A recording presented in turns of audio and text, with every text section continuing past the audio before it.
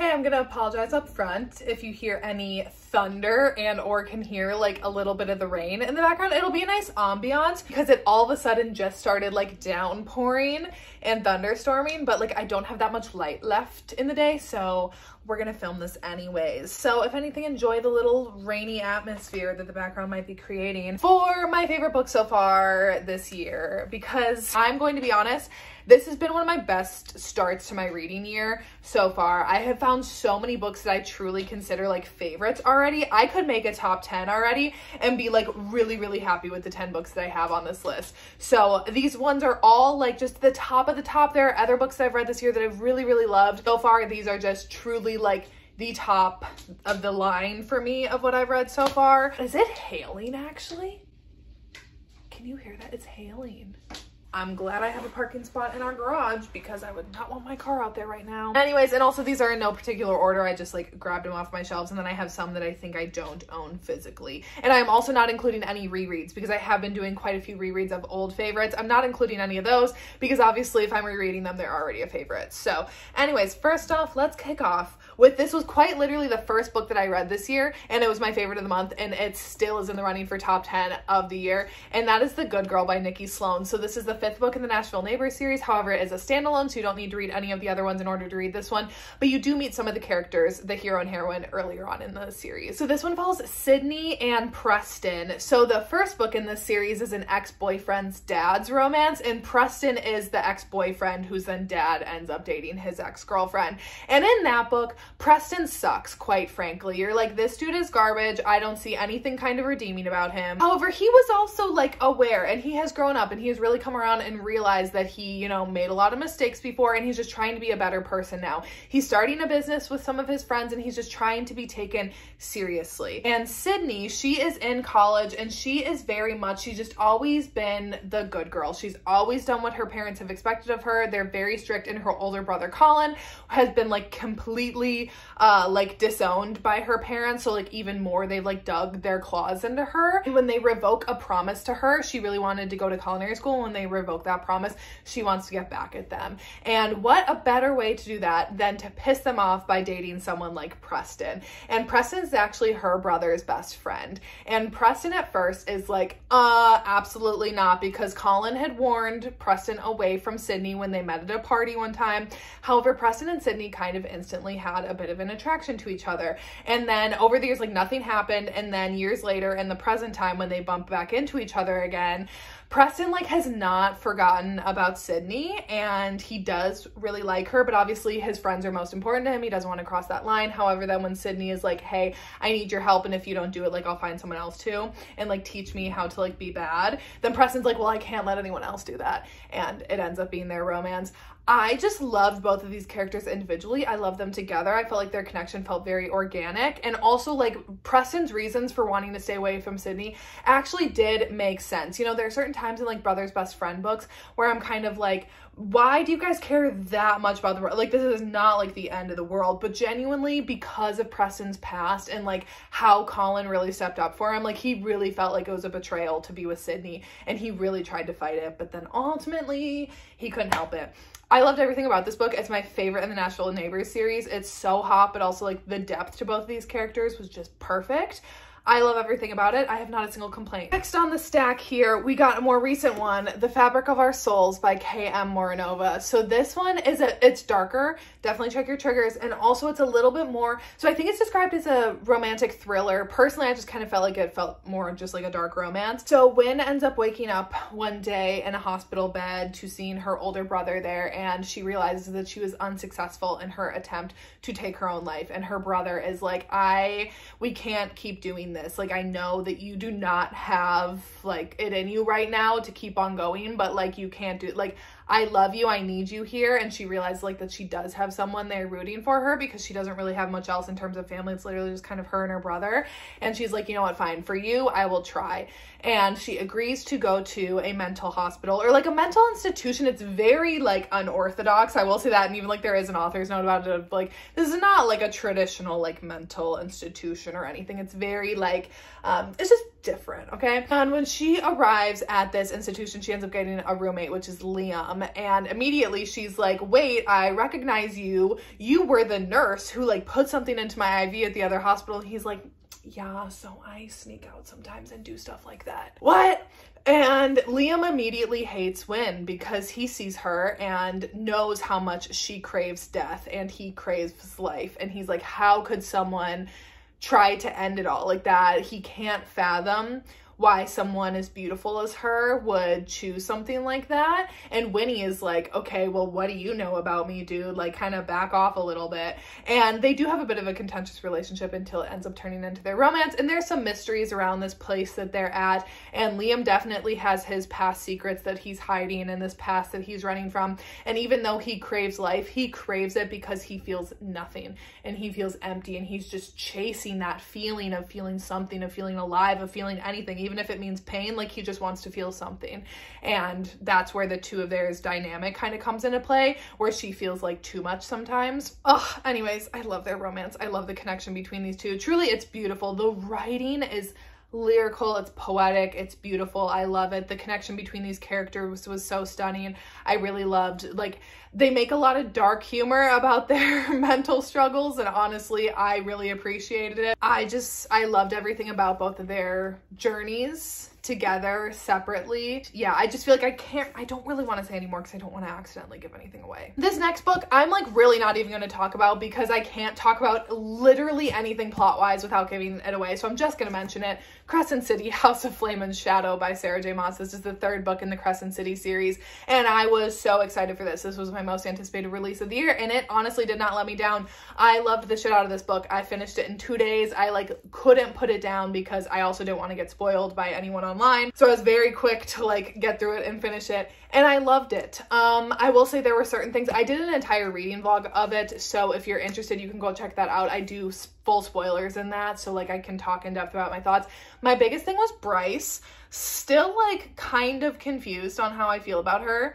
Wasn't vibing with her as much in this one, but I really love this world. I love a lot of these characters in here, and there were moments of this book that had me like crying, moments that had me like angry. It just like, it pulled everything out of me that I wanted to feel. And yeah, I will be awaiting the next Crescent City book, but then also I think it's ACOTAR. I think the next ACOTAR book is next, which I honestly want more than the next Crescent City one, so I'm really excited. Next up, let's talk about a billionaire, because who doesn't want a hot, quiet, freaky billionaire?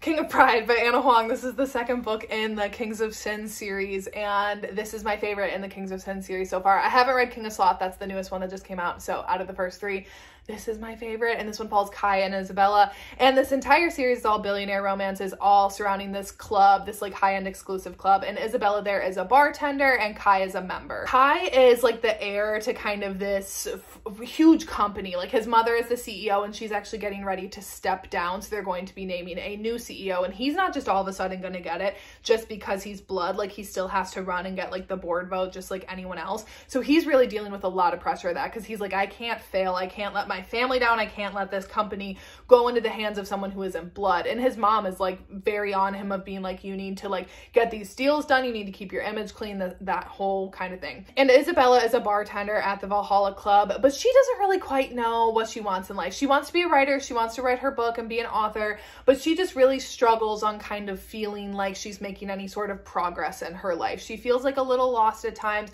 and she comes from a successful family, so that only makes her feel like less than about some of her things that she has going on, because she hasn't reached certain statuses that some of her siblings have. And her and Kai just like, they meet organically at the club, and they start like kind of having a little bit of a rapport going between the two of them. They both bond over piano and music. However, it is very, very off limits for workers to date club members, so their relationship cannot happen. And also, Kai doesn't really need that distraction right now. However, of course, they can't stay away from each other. And just Isabella is really full of life, and Kai is just like this quiet, kind of like reserved dude, but he's not so reserved. Let me tell you, I loved everything about this book, okay?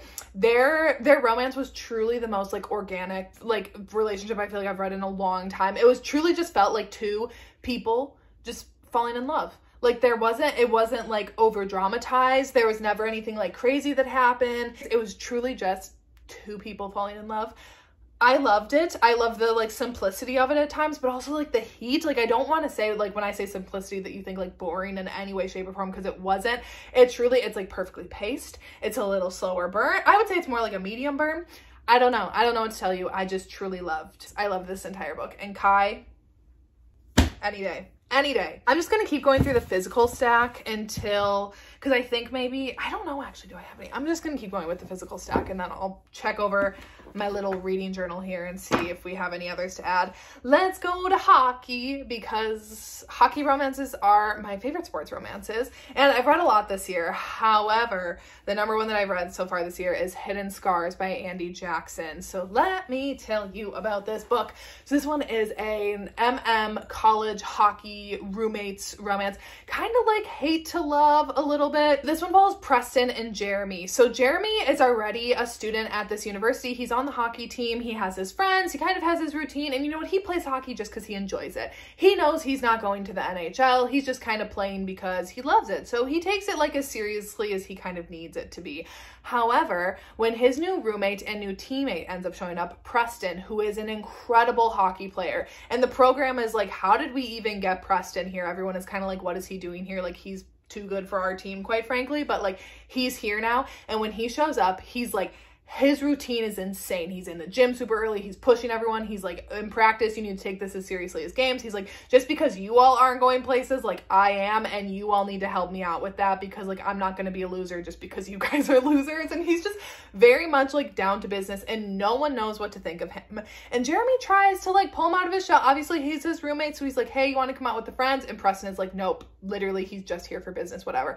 And Jeremy is kind of like, what is up with this dude? Little does he know that Preston has a lot of stuff going on in his personal life. His dad is a famous surgeon, so like he is a bit of a public figure, but it is not all as it seems. And the longer that him and Jeremy are around each other, then Jeremy just gets like more and more irritated with Preston in the way that he is, but then also like they're both attracted to each other. And then one night it just kind of like all boils over, and then it ends up being their romance. I love this book. I love how closed off Preston is and just how untrusting he is of people, but then watching Jeremy slowly but surely earn that trust from him. It's so satisfying seeing that and seeing him open up and like learn to trust someone, and just like, you know, the reasons why he is the way that he is, and it makes so much sense for his character to be like hesitant. And I just really love the dynamic between Jeremy and Preston. So, and also just like the aggressiveness that these two have with each other. Chef's kiss. Chef's kiss. I love some good aggression in these two, very much so. Now let's go with the most forbidden romance that I have on this list.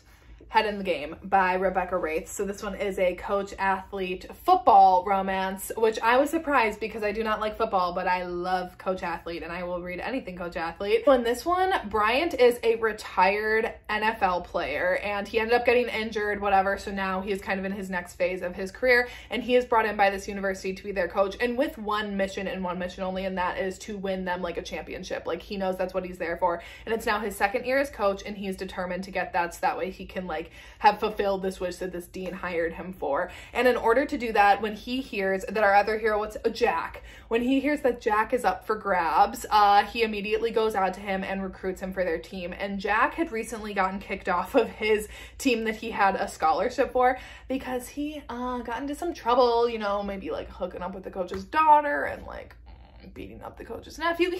He's got a bit of a reputation. And so even though Jack comes with that, Bryant is like, I know that he's a great player and he's going places and he's going to take our team places if I have him. I just have to like keep my eye on him and keep him in shape. And when Jack shows up, let me tell you, Bryant is like not having any of his kind of like usual shenanigans, but Jack loves pushing his buttons. He has a lot of fun with that.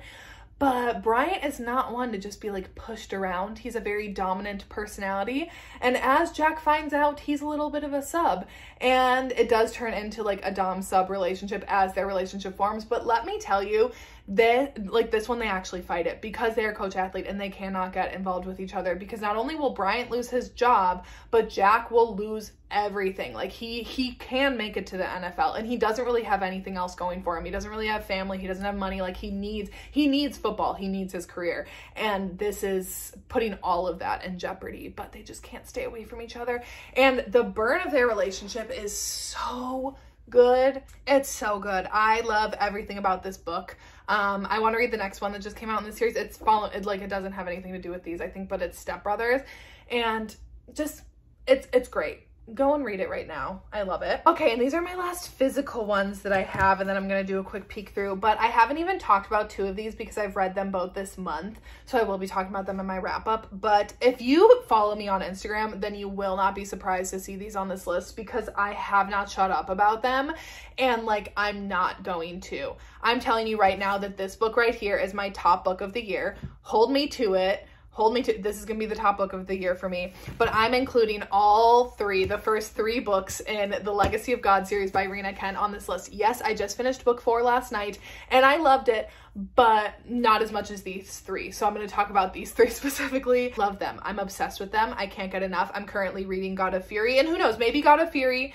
I'm pretty sure it'll end up joining this list. I don't know if it'll knock God of Wrath out of first place, but I'll keep you posted. So Legacy of Gods, these are all dark college romances. Definitely check your triggers on literally all of these books before reading them, especially I'm going to say with God of Malice. So God of Malice, this one follows Killian and Glendon. So this is technically a second generation series in the Renaverse. So I have not read all of them. I've only read the first 3 books in the Royal Elite series. So the parents of Creighton, his parents' books. I've read those 3. Otherwise I haven't, but I still can make sense of it. There's a family tree in the front of this world. Yes, it's a lot of characters, but once you kind of get it figured out, you're smooth sailing. So this one follows Killian and Glendon. So kind of the entire premise of the Kings of Sin series is these rival universities, the REU, the Royal Elites University, and the Kings, what is their university called? Who cares? It doesn't really matter. These 2 rival universities, okay? But all old money, or mafia money, all these powerful ass families send their kids to these colleges. And Glendon is a student at one of these universities, and one night she is at a cliff and she is kind of contemplating jumping. She has had something traumatic happen to her, and she's just kind of wondering what would it be like if I just fell over the edge. And all of a sudden a voice speaks behind her and it's hey, if you're gonna jump, at least let me capture it, because I'm fascinated by death and yours would be beautiful. And she's excuse me? No. So then she tries to back up. He ends up kind of pushing her off a little bit and holding her over the edge. And he's oh, you want back up? You want to live now? Okay, well, if I pull you back up, you're going to have to thank me for it. Let me tell you, Killian's messed up. Quite frankly, he's very messed up. And then once he does pull her back up and she does deliver on the favor because he doesn't let her out of that, then he basically stalks her. And he's a member of the Heathens, which is the secret society kind of, not so secret, of one of these universities. And anyways, he just doesn't give up. But Killian is a psychopath, a true psychopath. It's very fascinating to read his point of view. And he's obsessed with Glendon, and he's gonna follow her around until she basically can't say no to him anymore. I love it, but it's not my favorite. Then came God of Pain, which is book 2, which so far is my second favorite book of them all. So this one follows Creighton and Annika. So again, they're from rival schools. Annika is a mafia princess. Her older brother, Jeremy, who we'll get to in a second, is very protective over her because of her being a mafia princess. But she is very, very interested in Creighton, who's this very silent, just grumpy presence. And it is very Grumpy Sunshine. And she's just always kind of had a thing for him, and she just always tries to get past his layers. And Creighton is you don't fascinate me at all. I'm extremely bored by you. Or is he? He's very quiet, but when he speaks volumes. And yeah, he does end up being interested in Annika despite the rivalry that his family has with Jeremy and the Heathens at the other university. So it's opposing sides. And Annika loves her brother, so going behind her back, or going behind his back to be with Creighton is really difficult for her. Anyways, I will talk about these more in depth too in my wrap up, but listen, this man, oh my God. He has a really dark past, and kind of to deal with that, he loves to cause pain. god of pain. And Annika finds out that she quite likes the kind of pain that he doles out. Listen, their dynamic, it's so good. Seeing this man who like doesn't even talk to his friends start to like open up and care about her, it's so good. It's so good. I want to say so much more, but it would literally spoil the book, so I can't even say, but I just love the two of them. And so far, like I said, second favorite book. But right here, this one right here, like I said, this is my top book of the year so far. God of Wrath. This one is Jeremy, so Annika's brother, who you see in the other books and you're like, this dude is crazy. And Cecily, who is a friend in the series that you've seen before previously as well. So this one is definitely like stalkery, and obviously Jeremy is the head, or like is the heir to the Russian mafia. So Cecily does some spying on the heathens to get some information for the rival university. And when she's doing this though, she ends up catching the attention of Jeremy, who is the head of the heathens and obviously mafia heir, whatever. And he's like, it's not a good thing for you to have caught my attention. And he stalks her and he loves following her around, seeing what makes her tick. He knows that she is like not everything that she's showing on the surface. And when he kind of notices her having similar sort of like zoning out, like mental kind of struggles that he saw someone close to him have, and he kind of realizes that like maybe he can do something about that for her, even though obviously he doesn't care about her. He obviously doesn't care about her, but he wants to help her with that. But also he's like, he can't understand his obsession with her and like not wanting to leave her alone. He doesn't leave her alone. He literally stalks her. But let me tell you, there's so much more to their story than this. But like, once again, I'm trying not to spend like an hour talking about these books when I literally could. I could make an entire video just talking about these books so far because of how much I just love them. And like, I want to spoil everything and say all of my like spoilery thoughts, but I obviously can't because I don't want to do that here. But let me just tell you, I love their dynamic like no other. I love Jeremy like no other. I love Cecily. She is my favorite heroine so far too. And just like their entire dynamic was so good.